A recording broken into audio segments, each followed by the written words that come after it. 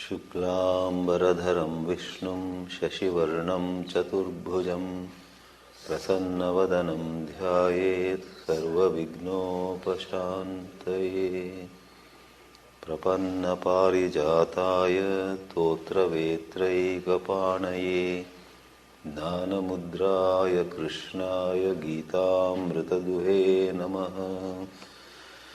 सदाशिवसमारम्भां शङ्कराचार्यमध्यमाम् अस्मदाचार्यपर्यन्तां वन्दे गुरुपरम्परां।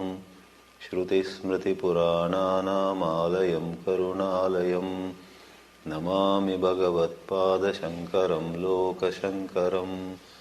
शङ्करं शङ्कराचार्यं केशवं बादरायणं सूत्रभाष्यकृतौ वन्दे भगवन्तौ पुनः पुनः। यैरिमे गुरुभिः पूर्वं पदवाक्यप्रमाणतः व्याख्याताः सर्ववेदान्तास्तान् नित्यं प्रणतोऽस्म्यहम्। ॐ श्रीगुरुभ्यो नमः। Having seen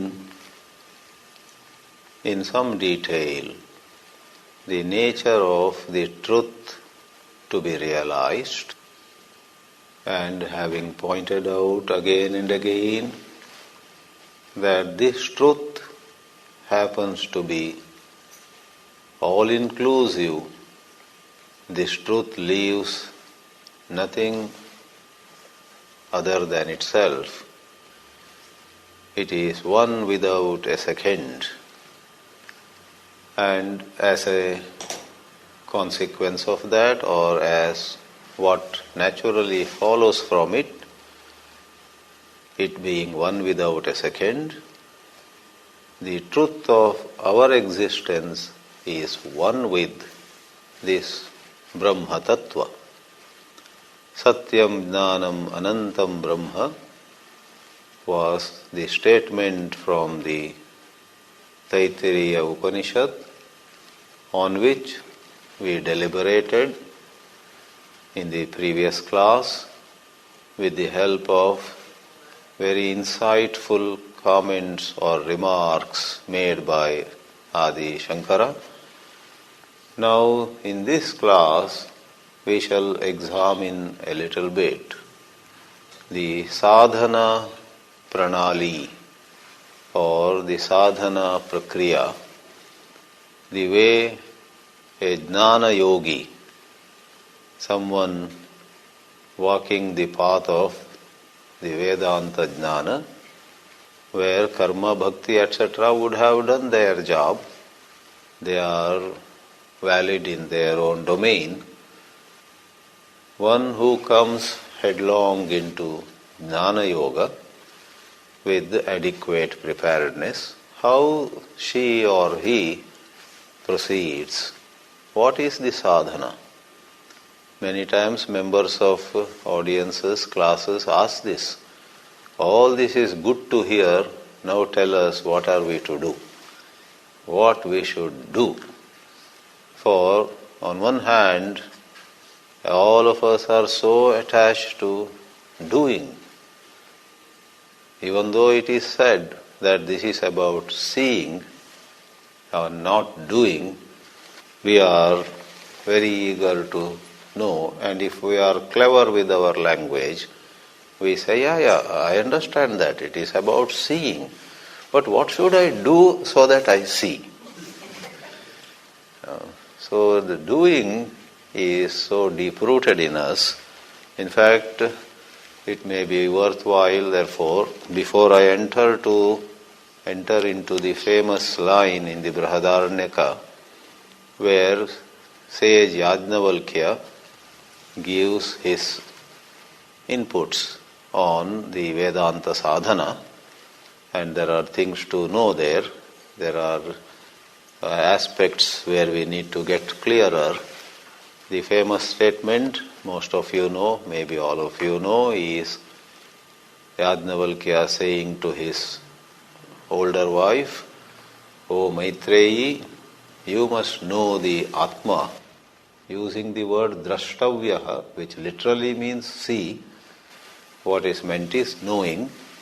He then gives, in order that you see this truth, you must listen to the teachings, Shravana, you must reflect upon it, manana, you must contemplate upon it, that is nididhyasana. We will go to that in a while. Atma va are drashtavyaha, Atma va are shrotavyaha, mantavyaha, nididhyasitavyaha. Much quoted mantra from the Brihadaranyaka. But having talked about, by way of introducing, I brought in a very, very important point, that is, it is about seeing and it is not about doing, and we tend to be stuck with doing something. Not to mention, some people get stuck with very gross forms of doing. Some people are attached to such gross forms of doing, their mind is stuck in, unless we go to Himalayas, I don't think we can. Sitting in California, Silicon Valley especially, etc. Somebody, a colleague, a Swāmiji, in my previous associations, was so stuck in believing that unless he studies Panini's Ashtadhyayi, it is an elaborate work on Sanskrit grammar. Panini Sutras outline the grammar of Sanskrit, Vyakarana. And he repeatedly requested Swami Chinmayananji and other senior Swamis to give him a year off from the work of the organization. And he wanted to go. He was from South India. He wanted to go to some place, Hoshiarpur or some place in Punjab, where there is a very old, well-established ashram or a patashala, school, which belongs to the Arya Samaj tradition. They don't believe in Vedanta, doesn't matter. Their commitment is to Veda Purva, not Vedanta. But that being a side issue, they have a very good program where they teach you the great work of Panini called Ashtadhyayi, running into 8 chapters. It gives you all the grammar rules. And Chinmayananji and others said to him, "You won't be able to finish it in this life, it is very complex. These things you should have picked up in your childhood or younger days." But he wouldn't listen. Nor, to my knowledge, nor did he go finally. He is Trishanku. He neither went there and got rid of his desire to study Sanskrit grammar, nor did he peacefully stay back. Always that bug would hit him. He was never at peace. He was never at peace with the usual work, of giving lectures. So many of us, all of us, have some bug or the other, and it is about doing, whether Sanskrit study or some other place. None of them is bad. If one of you is planning to go to Himalayas, don't say, "I should not have come to this class." Now Swāmiji has thrown, as they say, poured cold water on our enthusiasm. Not like that. Do go if you are attracted to some teacher somewhere, whether it is Himalayas or some place, you have Chennai. There is a wonderful teacher there, Swami Paramarthananda. If one of you who has heard him over tapes wishes to spend a month or two in Chennai and attend all his classes, he offers some 6 or 7 classes in a week. You want to really sit in a 3-dimensional ambience and listen to him, I would say, please go. Go as early as possible.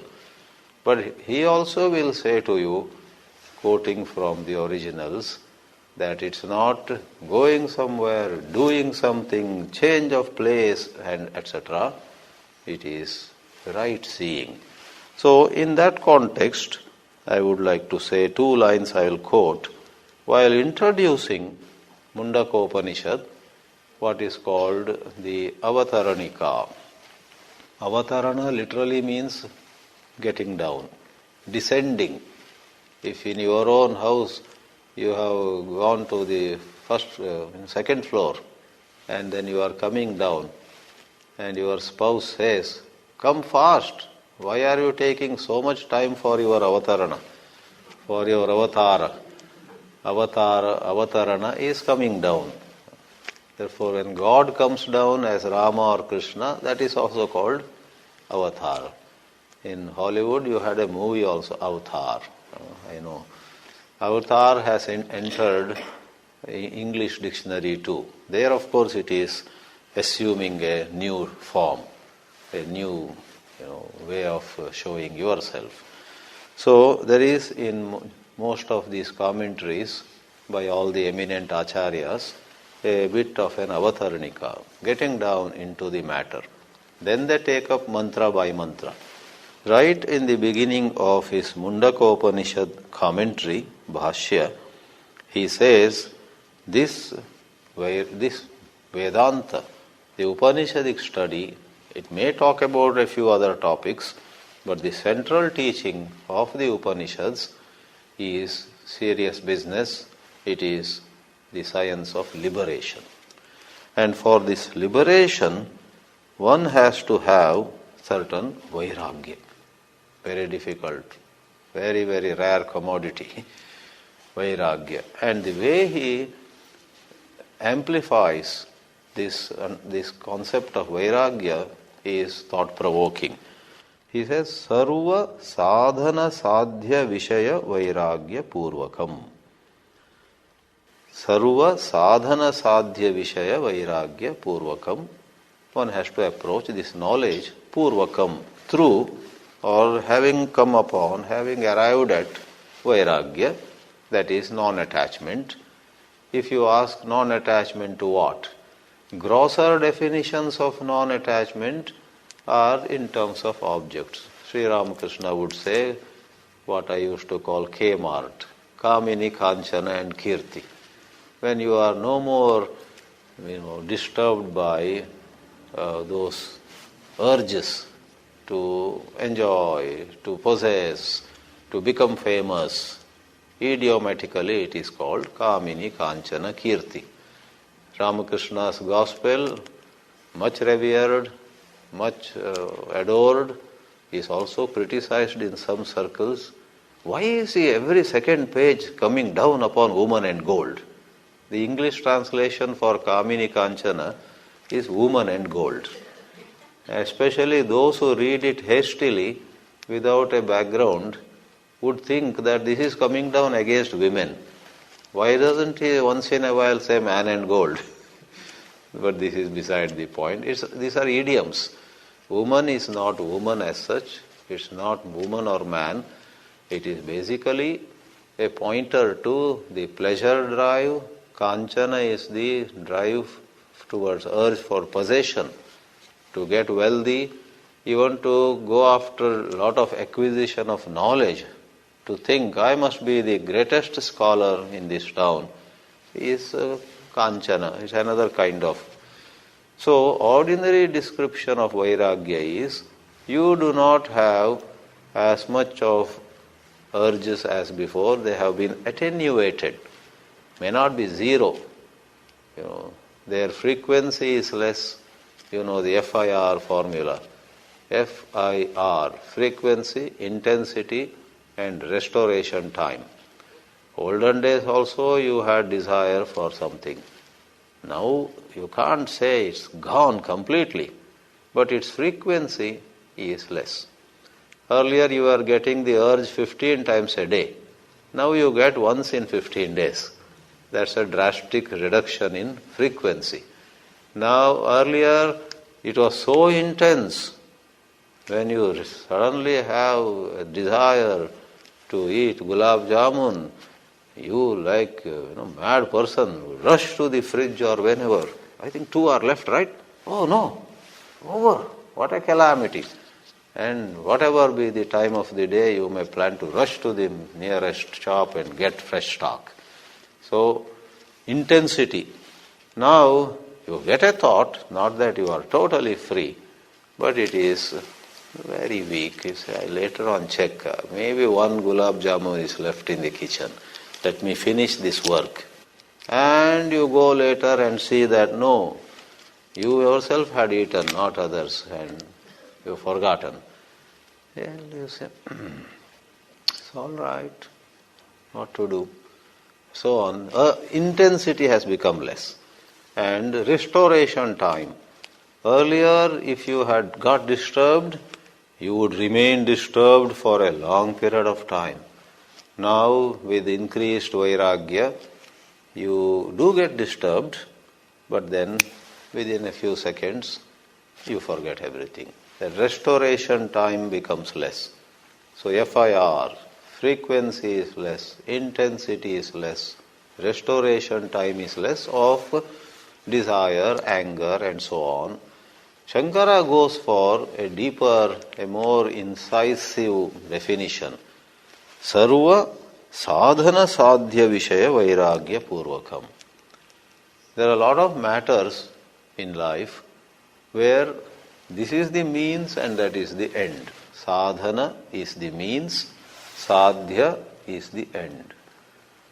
He says in a very sweeping, generic statement, very generalized statement, all kinds of matters where the means and the end are distinctly visible. X is the means, Y is the end. From that domain, if one is withdrawn, one has vairagya towards that. And right away, by defining it in an intellectual fashion, he points to the whole domain of karma. In karma, necessarily, you do, that is the means, and you get later.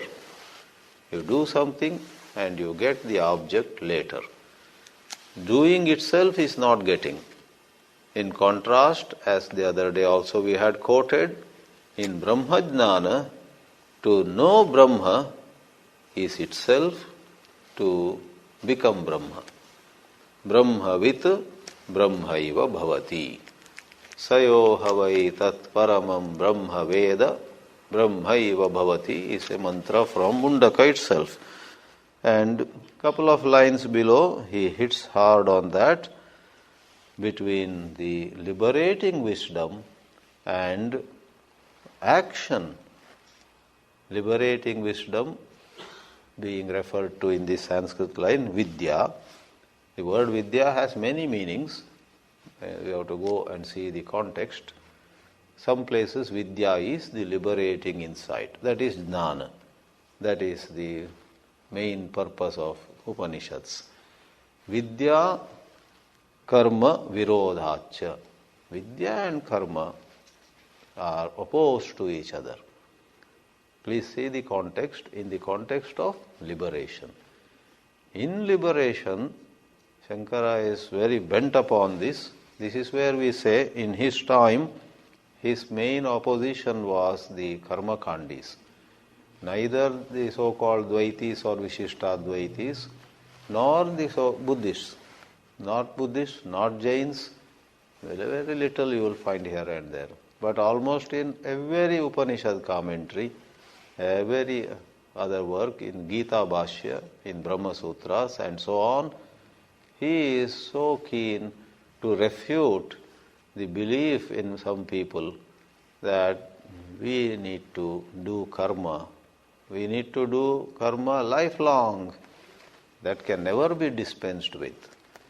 And he thus highlighted renunciation. Some people give historical explanations. At his time, he needed to create a huge army of missionaries. Therefore, he highlighted sannyas. About the Buddha and about Shankara it is said, some people don't like the idea why so many sannyasis were produced. The more about Buddha, right? Buddha made almost everybody, from every house some young man would go out, shave his head, and society was very upset.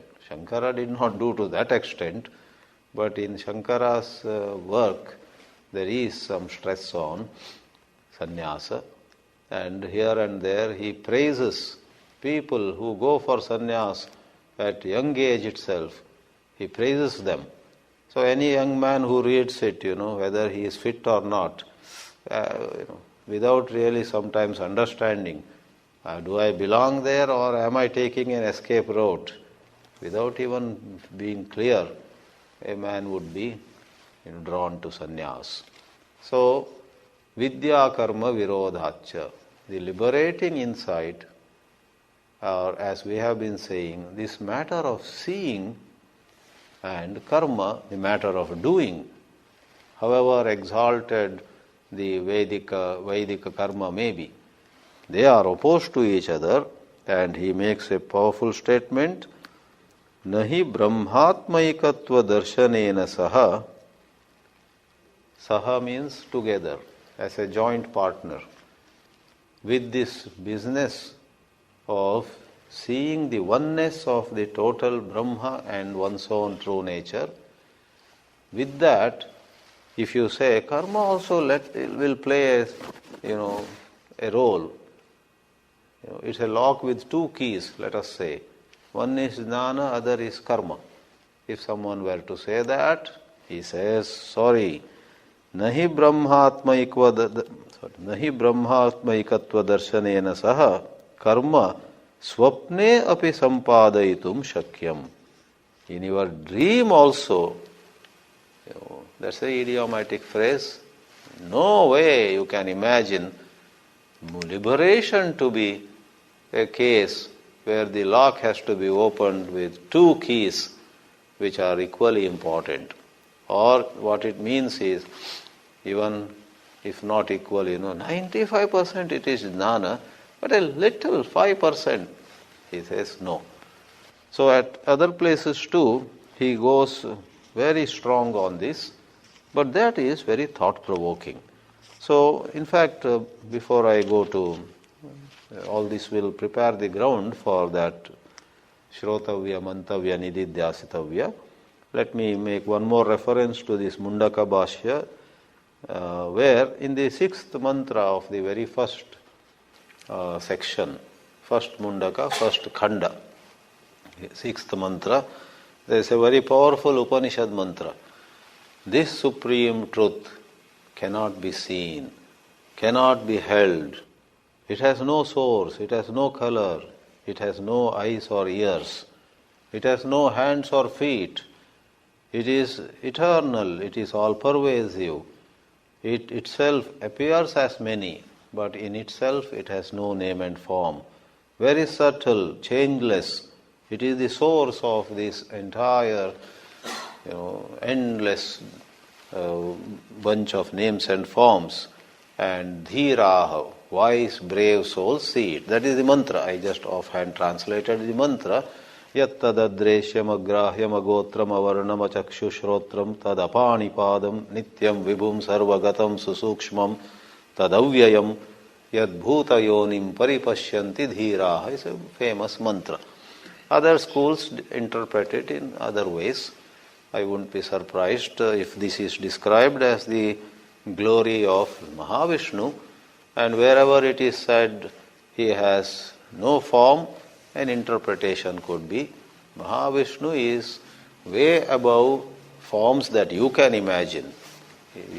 Human mind can imagine some form that is finite. Mahavishnu's form could be, is beyond human imagination. Rather than no form, it may say his form is so divine that you conceive him in some way that is injustice. That could be another school.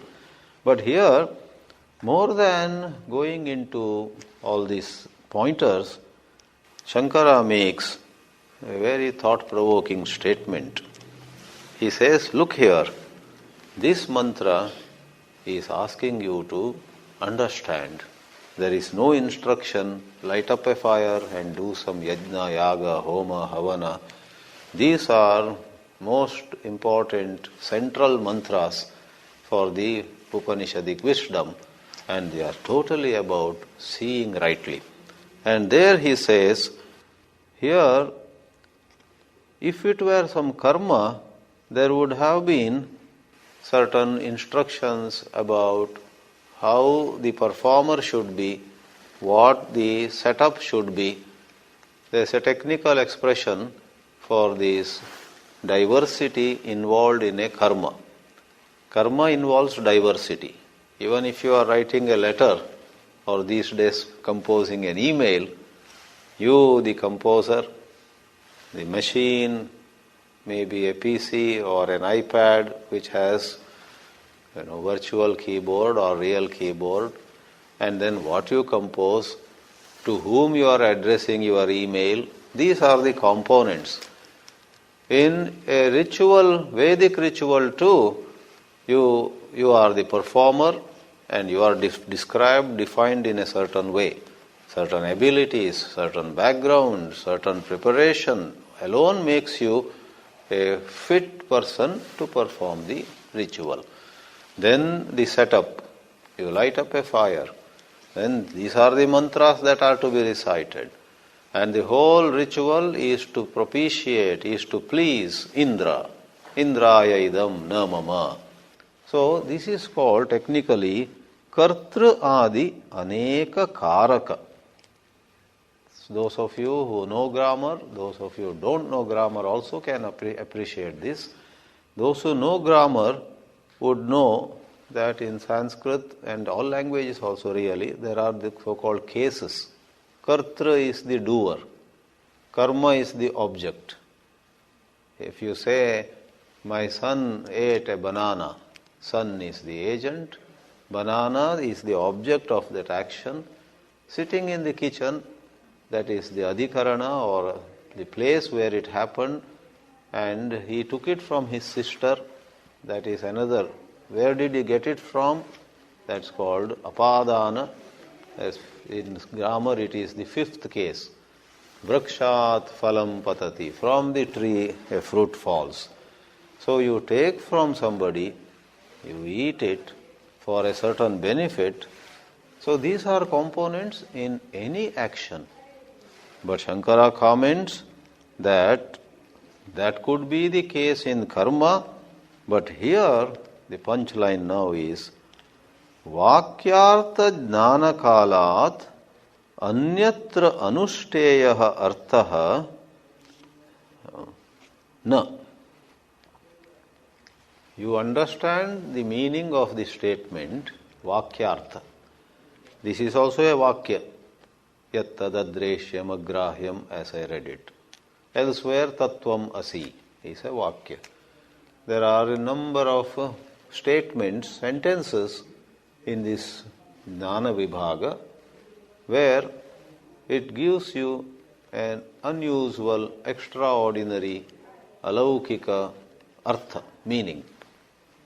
And yes, what is Jnana? Jnana is understanding what is said.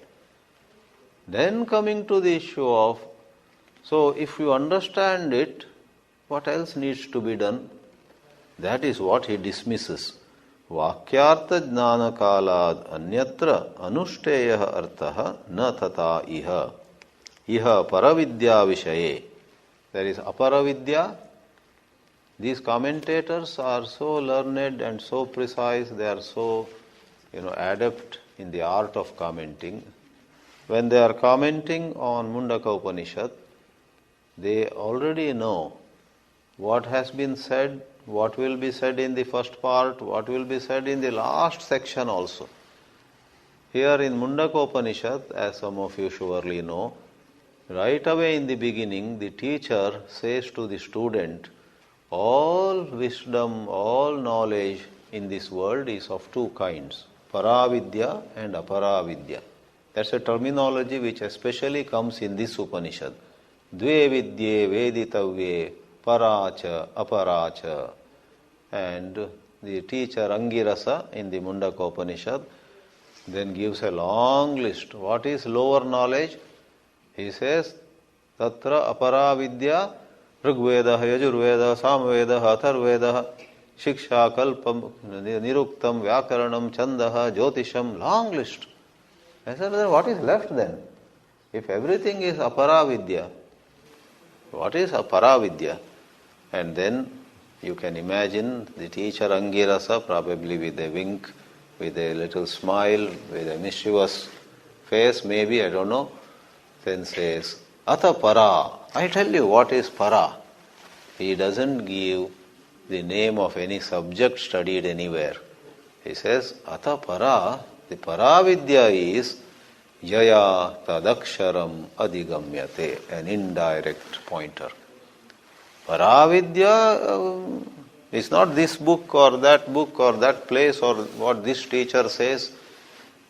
With all due respect to so many associated factors, Paravidya is that by which the imperishable is known. This is Upanishad itself saying that. Atapara yaya tadaksharam adigamyate.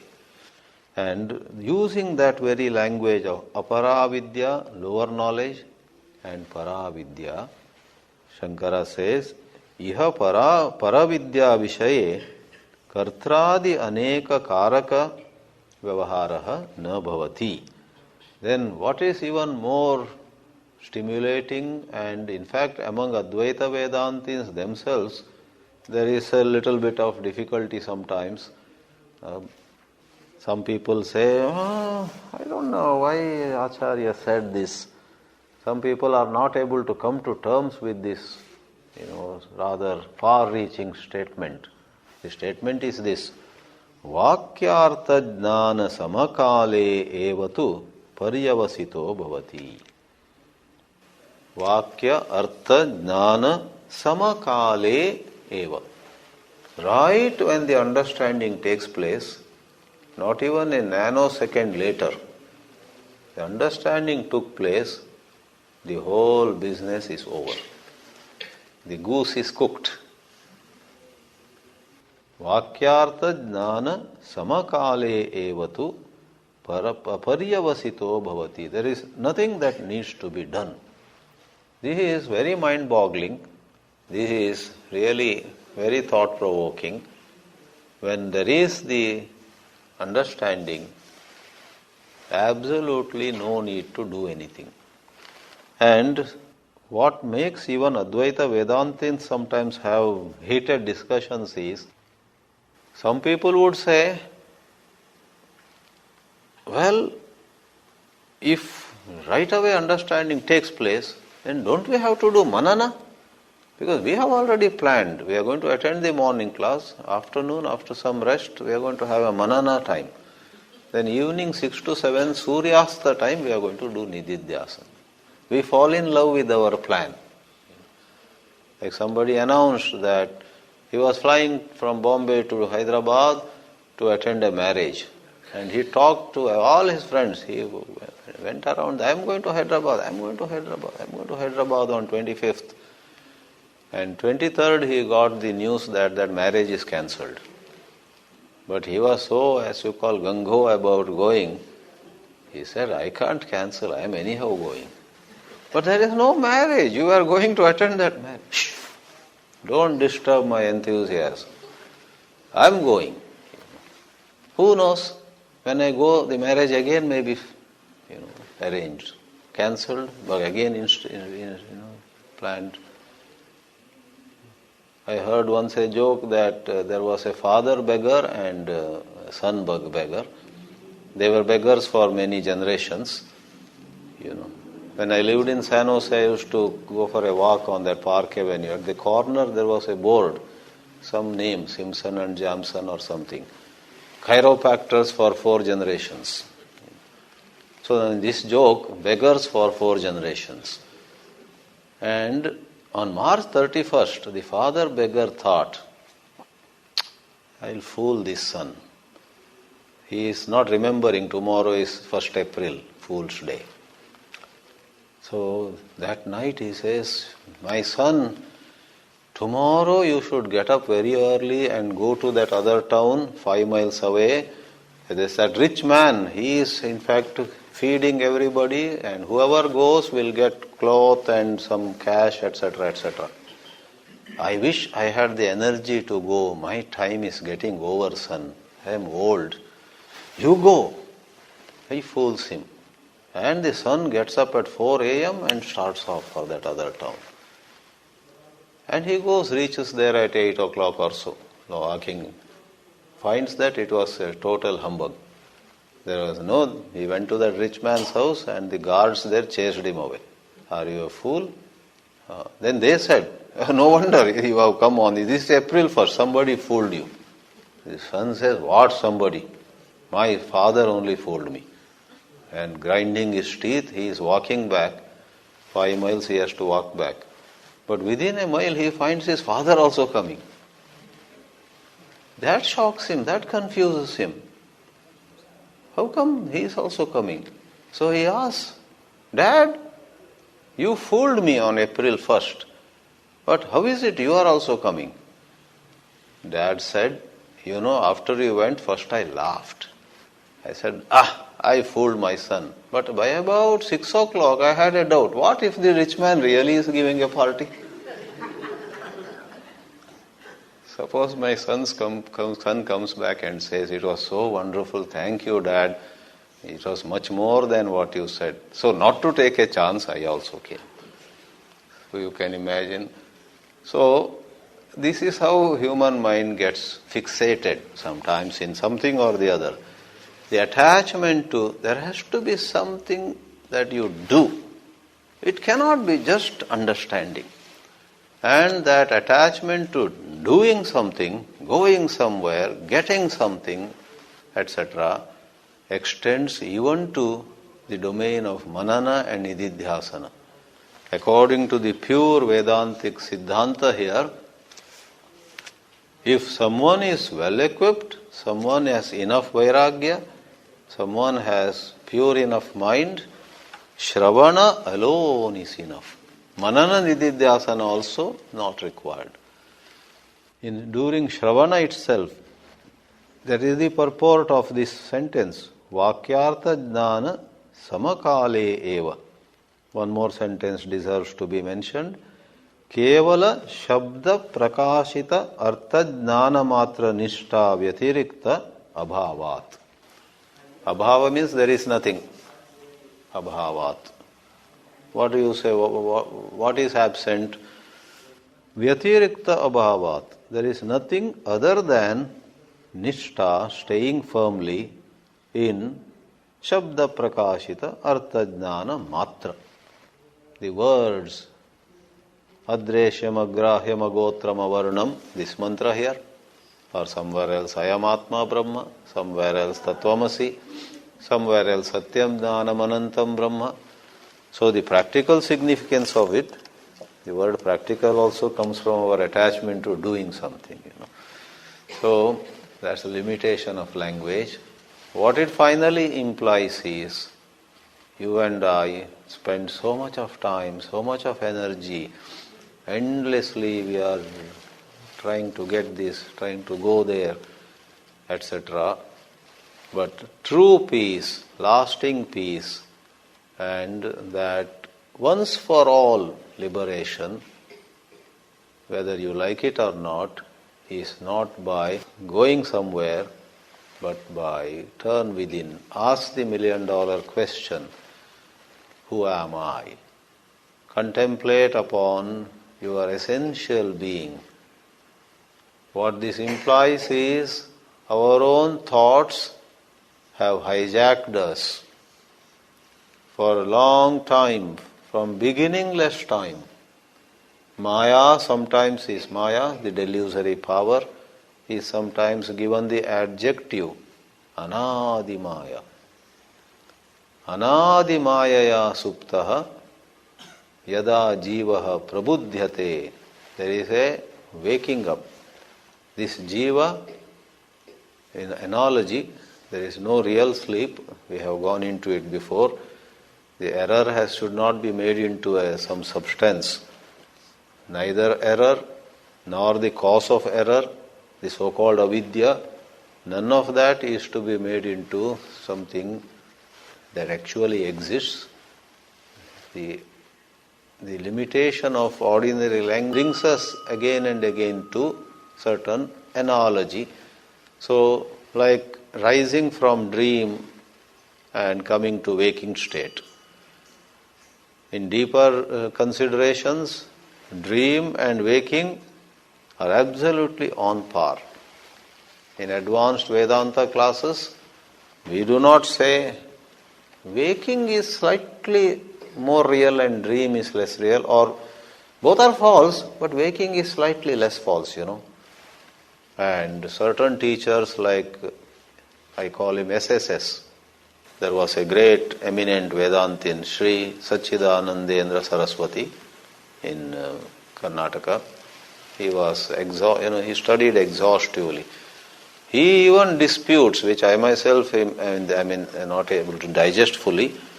He disputes even the cause-effect concept between waking and dream. Waking is said to be the cause generally, even in Vedanta circles. I see all of you, and having seen all of you for 1 hour, this afternoon if I go for a short nap, I may see all of you again.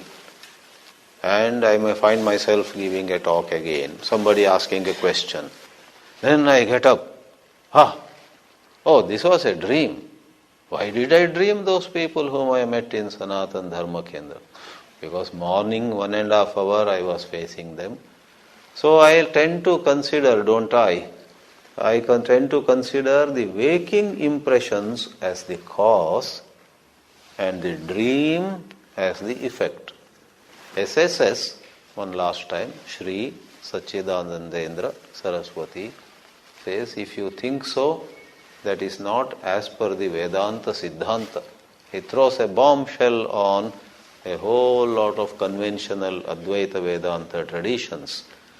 He says that they are on par. Study the Gaudapada Karikas, study Shankara's commentary on Gaudapada Karikas, the advanced text. You both have their own error. There are 2 error domains. Don't make one error domain a cause of another error domain, because in order to do so, you are making a little mistake. If you say waking, one error domain is the cause of dream, another error domain, and say that this leads to that, you are putting both of them on the same time axis. What is meant by putting both on the same time axis? On the same time axis, in the same space domain. It is like if I eat some poison in this hall and then saying bye-bye to all of you, go to the other hall outside, other side of this partition, sit in a corner of the chair there. I have gone from one place to another within the same space domain. The space is the same. This hall and that hall are 2 halls in the same space.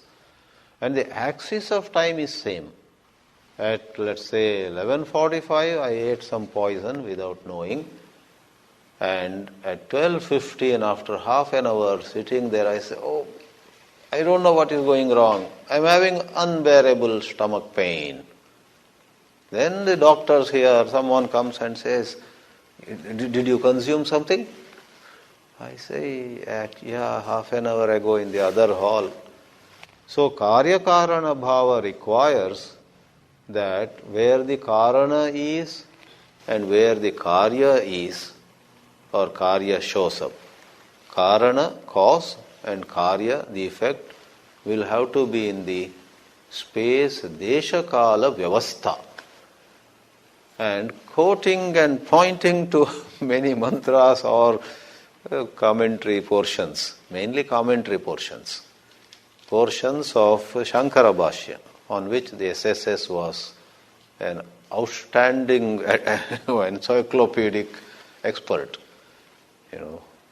Whole lot of Vedanta teachers, audiences are impressed with them, but they really do not know, they would not have studied in that detail. They study a little sincerely, devotedly. There is no question about their sincerity or their samarpana. They have dedicated their lives. But especially in the so-called missionary work, one just gets distracted a lot. In the so-called spreading everywhere, traveling, teaching, and then associated things, building ashrams, and then launching so many other schemes and diversifying even to social service. So many things get into. Unless somebody is an avatar Purusha or avatar Mahila, it is next to impossible for anybody to be aware of what Ādi Shankara has said at all kinds of places. But this gentleman, who died in 1975, this gentleman had done exhaustive study, though he was teaching everywhere, not to go too biographical about anybody. He had, unbelievable amount of knowledge of what was said where. So this is interesting. I will not go too much into it, but he says that one error domain, that is waking, where, as we discussed before, what is seen and the seer are all part of that error. Another error domain called dream are two error domains, and to connect them in terms of this is the cause, that is the effect, nobody generally does the other way. Imagine if I were to say suddenly as I am giving the lecture, how come I am seeing all these people? Oh, this is an illusion. Last night in dream I had seen some people. That was real. And this is now a projection. My mind is projecting all these people. This projection has its cause in my last night's dream. That was real and this is false. That nobody generally does. Generally all of us do, this is real. This is real. Hey, come on. This is real. And dreams are false. To quickly mention, you know how King Janaka, right, had that question. In his dream he was a beggar and very hungry. And when he woke up he saw, I am the king and I don't have hunger. Time to time I get food. I am king ruling over this kingdom. That is when I think Ashtavakra or somebody comes and he says, tell me, which is real? Is this real and that false? Or is that real and this false? And Ashtavakra, there are variations of the story, maybe immediately or maybe after teaching some basics, helping Janaka go through a certain thought development. At the right point he says, both dream and waking are false. You are neither the beggar nor the king. That is the Vedanta. Who are you then? Satchidananda Brahma. Satyam Dhanam Anantam Brahma. So in that context, let's wind up this. Kevala Shabda Prakashita Artha Jnana Matra Nishta Vyatirikta Abhavat. There is nothing else than understanding, and if you have understood, in fact there is nothing called with effort staying. In right understanding you will stay. So that manana, that nididhyasana, this business of nishtha, you got it right, now stay firm, hold tight, etc. All go through the windows. So in this matter, let us now come back, or rather let us come to the famous statement, Atma va are drashtavyaha. For that vision, for that understanding, Shrotavyaha, mantavyaha, nididhyasitavyaha. This is the advice that Sri Yajnavalkya gives to his own dear wife, namely Maitreyi. Certain details of it are over here. Okay. So to quickly mention, and I take the help of the Upanishad mantras themselves for that background story. The second chapter of Brihadaranyaka Upanishad begins with the story. One fine morning, the husband Yajnavalkya calls Maitreyi. Maybe he has already talked to his younger wife Katyayani. Maitreyi itiha uvacha. He calls her and she comes, yes, dear, Yajnavalkya. Then he says, Udyasyan va are aham asmat sthanad asmi. Asmat sthanad, from this place, from this setup, we have reason to believe that it was not just a house or a little institution. It was a big institution which he had nurtured and built. He was a very, very exalted, much revered teacher of his times, respected and honored, much rewarded by King Janaka. Maybe there are so many Janakas, it's not one Janaka. Like when you say the Pope, there are so many Pope, and then they add John Paul I and John Paul II and so many. So unfortunately in our books that number is not given. Janaka 11 maybe. So King Janaka had respected and rewarded and sponsored Yajnavalkya's projects. Asmat sthanat, from this maybe a university kind of thing where he was the head. Udyasyan aham asmi. I am leaving all this. Hanta, look, he himself raises his eyebrows and says, Te katyayanya antam karavani. I am going to cut off from family responsibilities, and what is implied here, though not said openly, is I am dividing the whole property, leaving all the property between both of you. Antam karavani, Shankara explains, vichedam karavani. It's not a divorce. Those days there was no divorce. Today for divorce the word used is same, vicheda, right? But here don't say, there are divorces in those days. This is not divorce, but he leaves. He of course goes away for sannyasa.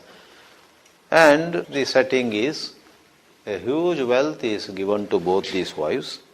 Then Maitreyi says, Yannu iyam me sarva prathivi. You are giving, that's a sarva prathivi literally means the whole earth, but by implication, this huge property you are giving us. Tell me one thing, dear. Will I become immortal by this? Tena amrita syam. Yannuma iyam bhago sarva prathivi vitthena purna syat. Katham tena amrita syam. Yajnavalkya apparently did not expect this. Therefore he said, oh! He stops, then says, no. You will not become amrita. Amrita here means, well-known meaning, conquering death. And in philosophy, it's not about conquering physical death and living on and on for 500,000 years, etc. The deeper meaning is conquering the inner sense of, I am dying. In Vedanta philosophy, your getting old is not an issue. But if you think I am old, it is thought which is problem. Have you heard Shakespeare said in one of his works, there is nothing right or wrong, thought makes it so.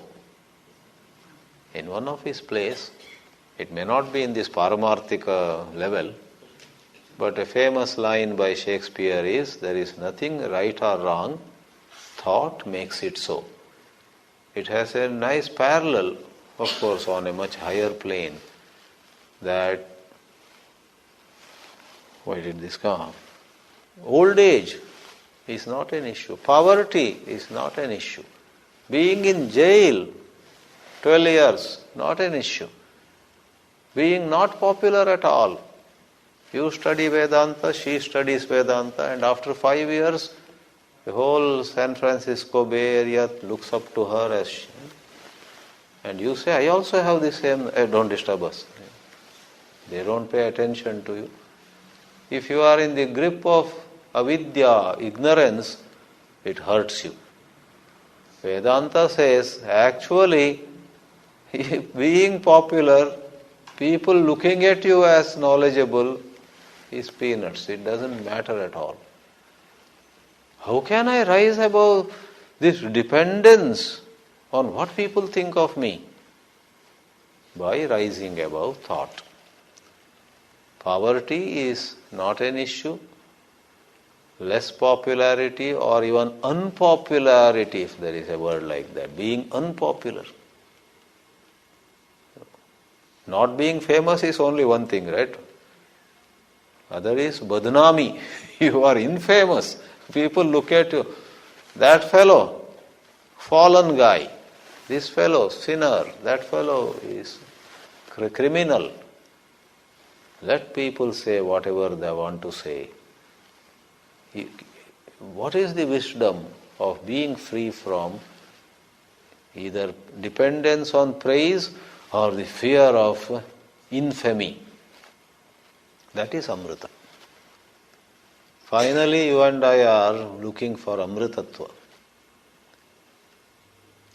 Another last word for it is unconditional love. In life, otherwise, unconditional love is not seen anywhere. All love, whether we like it or not, many times we don't want to openly say. A father says, I have two loving sons, and stops there. Part of his mind, in a corner of his mind, he knows. Well, it is, my sons are as loving as can be possible in this world. And that is on a scale of 10 up to 6 only. Other families, they are fighting. Other families, they don't do anything for their parents. Some sons have deserted their fathers. My sons, so much better. So, something called unconditional love, that is Amrita. Let's not get stuck with this Amrita. Amritasyam, will I be immortal? Will I conquer this dependence? Will I conquer time? Na iti uvacha. And then he says, Yatha eva upakarana jivitam, tatha eva te jivitam syat. Upakarana is a very broad word here, again implying wealth, position, popularity, sthana, mana, all of them are upakarana. So when all these are there, they have inherent limitations. You will have limitations. And a much quoted line comes in this mantra. So there are some much quoted lines here which are worth passing, worth quickly seeing. Amritatvasya tu na asha asti vittena. For example, this is quoted in Viveka Chudamani. There is a whole shloka based on this line. Prakarana Granthas pick from the Upanishads and sometimes go into a series of verses, bunch of 10 verses dwelling on one expression of the Upanishads. Amritatvasya vittena asha na asti. That is the prose order. Amritatvasya tu nasha asti vittena. Vitta means wealth. By wealth, you will have benefits. Wealth is never useless. But wealth cannot give you that unconditional love. Love is Ordinarily, are you talking of love that you receive from people, or are you talking of love that you may give? On higher levels, they both merge. When you rise to a greater spiritual maturity, you at one go, you will experience love in your bosom for all, and at one go, you will experience love coming to you from all directions. Even if somebody comes and slaps you, there may be physical burning sensation, but you look at him. No, you have become so strong now. You look at him lovingly, like you do for a little child. I'm sure many of you have gone through an embarrassing situation. You pick up a child and the child slaps you. Not to mention sometimes the child, if there are no proper covers, gives you a slight, small, partial abhisheka. But if it is your own child, your own sister's child, you give one more kiss to that child. Oh, how sweet! Sister is embarrassed. Oh, sorry, he dirtied your cloth. Oh, no problem, I'll change it. Likewise, saints and sages have reported that even when they, somebody shoots a bullet, somebody, or in Christ's case, crucifixion, even when he was crucified, forgive them, O Lord, they know not what they are doing. That is not out of some rehearsal. It is spontaneous. So, that Amritattva, that is Amritattva. Coming to a state of consciousness where no matter what, you have love for all and you perceive others as loving you. They may say, no, I didn't love him. That doesn't matter. You perceive. That's the meaning of the shloka in chapter 12, Gita. Adveshta sarvabhut, or the other one. Yasmat na udvijate lokaha, lokat na udvijate chayaha. Normally people ask, if you say that advanced spiritual seeker is not disturbed by people, that's okay. But this shloka says he doesn't disturb them also. So it is said, how come they will get disturbed? We explain this way. No, he doesn't from his side give negative energy. If they don't understand the loving, positive energy he sends towards them, that's a different matter. So the balcony from which you are seeing both the so-called outgoing love and ingoing love is on a higher consciousness. But then Maitreyi says, well, that is all this property by which I would like to become immortal. Suppose it doesn't happen, then what am I to do? In other words, then what are you seeking then? And he is mighty pleased. Yajnavalkya is so pleased here. And then he says, Priya bata are nasati priyam bhāshyase. You are speaking such words which delight me to no end. He compliments his wife, Maitreyi. Katyayani at that time was probably in another room of the house. He says, Ehi, come here, Asva, please sit. Ehi, Asva, Vyakyasyami, I will tell you. You have asked me a question which is very dear to my heart. Rather than asking for details of the whole plan, the division, 50-50, or are you giving more to the younger wife, saying that she has more years left and you may be dying in a few years, therefore some blah blah. Rather than asking any such question, you have asked right away the great question. And Vyakyasyami, I will tell you in detail. Come, sit near me. And Vyachakshanasya me, as I speak to you, Nididhyasasva. Here it just means pay attention. Now comes a very famous portion, where he gives a this is a style I think of the scriptures. A long list of, you know what? You talked about property. Generally they think that this property will give me happiness. Really speaking, nothing gives you happiness out of its virtue, out of its merit. In a certain setting, this object happens to give you happiness.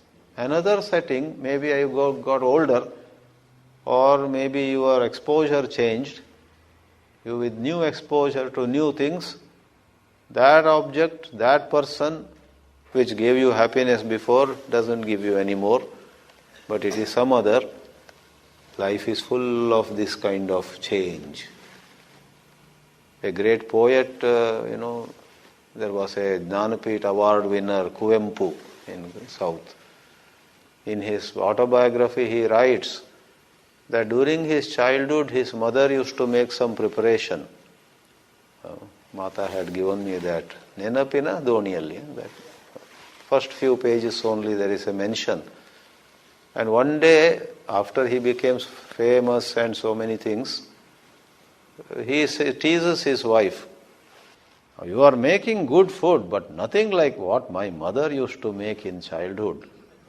She gets annoyed. After all these years of marriage, you have not stopped pulling my leg. Tell me, what is it your mother was making? Then Kuvempu describes some preparation. She says, okay, we will make exactly that. After all, they all know the tradition. Exactly that is made next morning, and the KV Puttappa, that was his official name, takes a little and the wife is looking. How is it? Did you put this? We have put everything. Did you heat it? How does it look? How does it, that touch, etc.? Yeah, this is exactly how my mother used to make. And that Jnanapith award winner, very wise man, genius of a kind, he then says, I don't know, in my childhood I used to enjoy this so much. He confesses, this is exactly the same, if not better. You have made it exactly as my mother used to make it. But no. Shall we make it on every Tuesday? No, this is enough. Don't make anything. Because his tastes had changed. So, there is a whole science of what gives us happiness, how do things give us happiness, how do people give us happiness, when do they give? And briefly, there is a, Sahovacha. After Maitreyi sits down, Yajnavalkya says, Nava are patyuhu kamaya pati priyo bhavati. You think a husband becomes dear to a wife out of his own merit? Really? It is a certain setting. Actually, your happiness is inside you. Atmanastu kamaya. The language is a bit tricky here. Atmanastu kamaya patihi priyo bhavati. Why are you hitting against husbands in the first line? The second line talks about wife. Even Yajnavalkya took care of this gender bias issue. The very second line says, Nava are jaya yai kamaya jaya priya bhavati. Atmanastu kamaya jaya priya bhavati. A wife is very dear to husband. It seems that she is the source of all happiness. What a gem of a lady I got as my wife, he may think during certain time, but later on he finds that things are not the same. Something else, a man's interest, a woman's interest, a child's, everybody's, the interest of all of us keeps changing. So the Upanishad says it is an inner happiness which has obstructions in the mind, and at a given point of time, wife seems to remove the obstruction. Some other time a car, some other time a house. So, Nava are putranam kamaya, sons and wealth. Nava are vittasya kamaya vittam priyam bhavati. Atmanastu kamaya vittam priyam bhavati. There is a long paragraph Brahmanaha, Brahmins, Kshatram, Kshatriyas. Because sometimes a citizen feels we are happy because our town has such wise scholars. Brahma represents scholars. Sometimes you say, we are enjoying our lives thanks to a very wonderful, which may not be the case now, and administration, wonderful government, Kshatriyas. So one by one, Yajnavalkya dismisses, all right, what is it you are trying to say? Then at the end he says, Nava are sarvasya kamaya sarvam priyam bhavati. Sarva means everything. There is nothing that actually is the source of happiness, though it seems to be. Every time we think, oh, that is where happiness is. Nothing outside. Atmanastu kamaya sarvam priyam bhavati. This is, as I already admitted, what is the meaning of kama here? Why do you say atmanaha kama? That is explained. That's where these acharyas come into the picture. They make it clear. Shankara writes here, Atma priti sadhanatvat gauni anyatra pritihi atmani eva mukhya. Anyatra pritihi gauni. This is the summary explanation. If I love my car, if I love my wife, if I love my daughter, if I love my job, if I love the place where I am settled or living, that is all anyatra. It seems to us at a point of time that above all, I love this place. Above all, I love this man. That is anyatra pritihi. Shankara says the sum and substance of this whole long passage is, if you scratch the surface, if you look at it more carefully, this anyatra pritihi gauni. Gauni means secondary. It seems to be coming from there. When you loved your car above anything, when you loved your husband above anything, when you loved your house above anything, when you, long list, all that time, unseen, unrecognized, unnoticed was the primary love which never changed, and that is Atmani. Everyone, you and I, love ourselves above all. Then Vedanta, if you appreciate it to some extent, Vedanta will hold your hand and take you further. It will say, this love of yourself again is not body. At one time you might have stood before the mirror and said, what a wonderful body I am blessed with. It's not body, it's not thoughts, it's not knowledge. It is your very nature. Your nature, your true nature is prema aspadaha. Prema means love. Here priti shabda is used. Premnaha aspadaha, the base. The base of true love is your true nature. You mistake it to be located in your personality. You mistake it to be located in this person or that object. So sum up again, anyatra pritihi gauni, atmani pritihi mukhya. That is the summary statement which helps us. All right. Some of you I know have the question, when are you coming to Shrotavyaha mantavyaha nididhyasitavyaha? Thank God. That mantra is actually part of this long mantra only. To read it in continuity, Nava are sarvasya kamaya sarvam priyam bhavati, atmanastu kamaya sarvam priyam bhavati, atmava are drashtavyaha. Just immediately. It is all for the happiness located in yourself, that there is a sense of looking for it here. You look for it here and there. It's all inside you. That is the mukhya. But what is this Atma? You must know. Yajnavalkya says, Atma ava are drashtavyaha, shrotavyaha. As I said several times, drashtavyaha is the main statement. You must know Atma. And how does it happen? Shrotavyaha. If you are most competent, Viveka Vairagya Yuktaha, you have Viveka, you have Vairagya,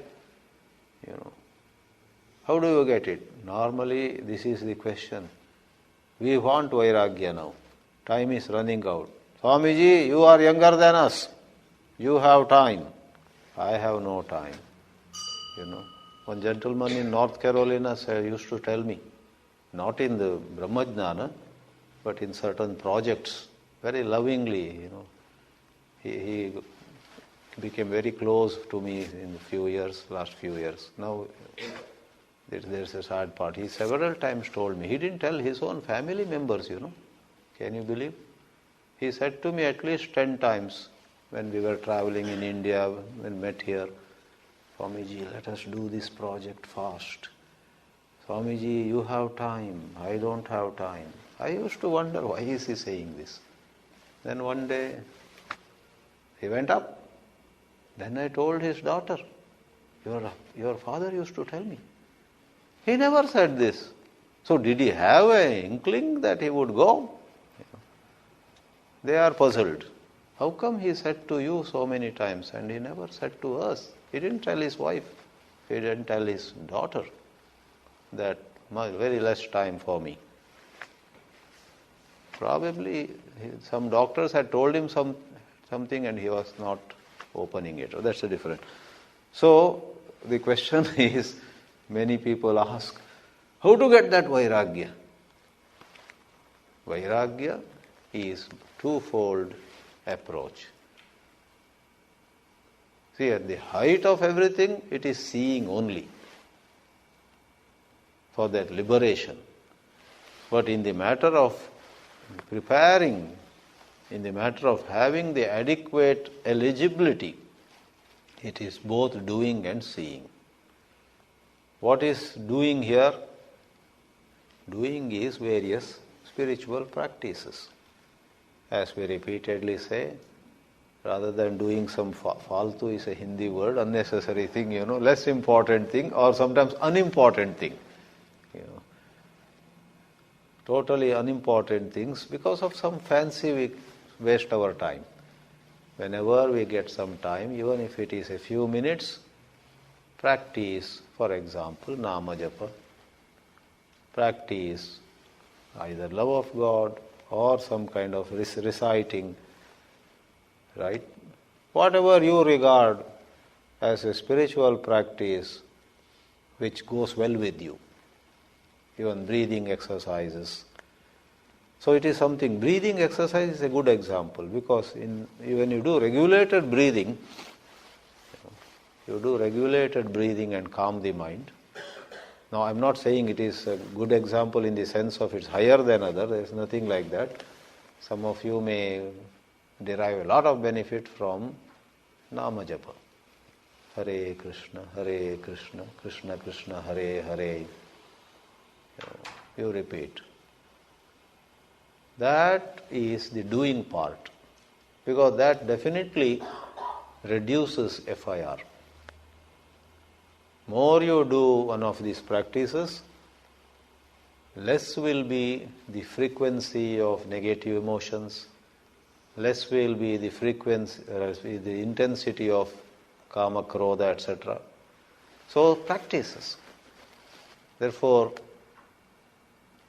I respect teachers like Sri Ravi Shankar or this Jaggi Vasudev. They are giving packages, practices to humanity. Earlier this year I was traveling in the East Coast and I came across a 11th grader boy who was wonderful up to the 9th grade, then got into bad company and was into drugs. Once his parents got a call at 10 p.m. that we have arrested your son, or we are about to arrest, because these 2, 3, 4 boys were in some public park. First of all, the entry was not allowed, but somehow they got in. They were consuming some drug. And then the parents had a very embarrassing time. And somehow he didn't get jailed. They talked to the police and they got him home.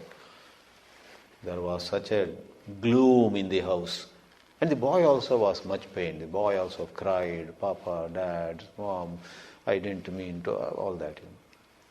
They were very worried because drug addiction won't go easily, right?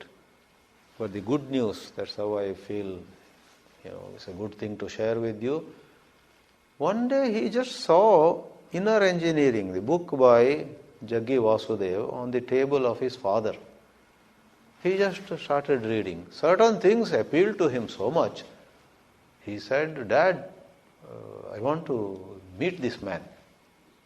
The father could not believe. And to make the long story short, when I was there in that area, the father missed some classes, got an email. My son would not leave me. He wanted me to take him to Florida for that Sadhguru's classes. And I had booked everything. Then there was some other technical problem. I also have to go now. So he missed my classes and went to Orlando or somewhere, Tampa somewhere. Right.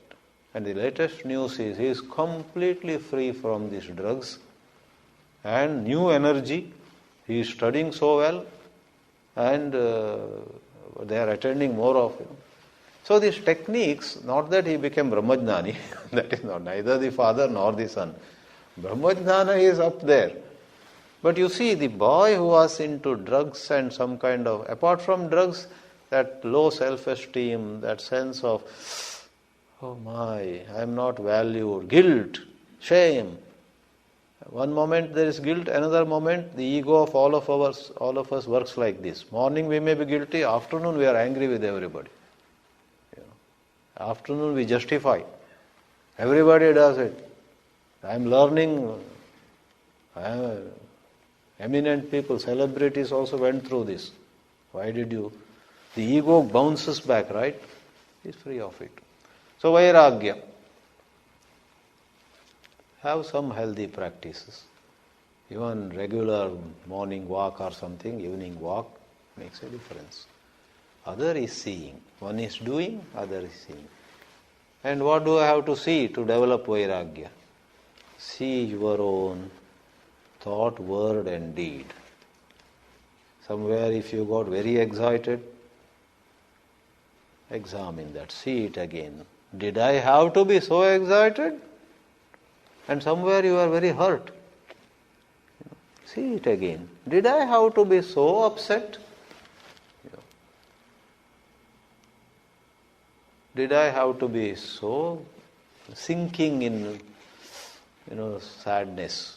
Because sometimes, somewhere, you are not respected enough. Many of us take it to heart, right? All of us have areas where we take something to heart. No, this is not my own. How can my own brother-in-law do this to me? We take it to heart. See it. The second practice is take a deep breath and see, do I have to hold my brother-in-law for not giving me or doing this favor to me, doing to the another person? Do I have to be? Then you slowly see that certain attachments have caused that heartburn. To see the falsity of attachments, to see the questionable nature of attachment. Behind expectations there is an attachment. That is seeing. The more you see that this behavior on my part, which I have been justifying with all my force, actually is a rather childish behavior. In your quietude, in your quiet self-watching, you realize. Then say to yourself 3 times. Admit, like others say, once admit before me. We have to do our own manas sambodhana. Let me admit that angry reaction on my part was not mature. That childish desire for wanting something was, if I was 25 or 30, that was okay. Now I am 72 or 54, all of us. So that is seeing that behavior, thought, word and deed was not mature enough. Not just labeling hurriedly, because some book says, don't desire, and I desired. No. By seeing how it is immature behavior, then the tendencies become weak. Vairagya comes about. So, Atma va are drashtavyaha, how? Shrotavyo, mantavyo, nididhyasitavyaha, Maitreyi, Atmano va are darshanena, by seeing the Atma, Shravanena, by listening, Matya, Mati is a synonym of manana here. Through manana, Vijnanena, that represents nididhyasana or whatever. It's not different. Shravanena matya vijnanena idam sarvam viditam. You will gain sarvajnatva. Today, no matter what you know, what you have, what you acquire, again back to square one. But there is an insight where sarvam viditam bhavati. Om.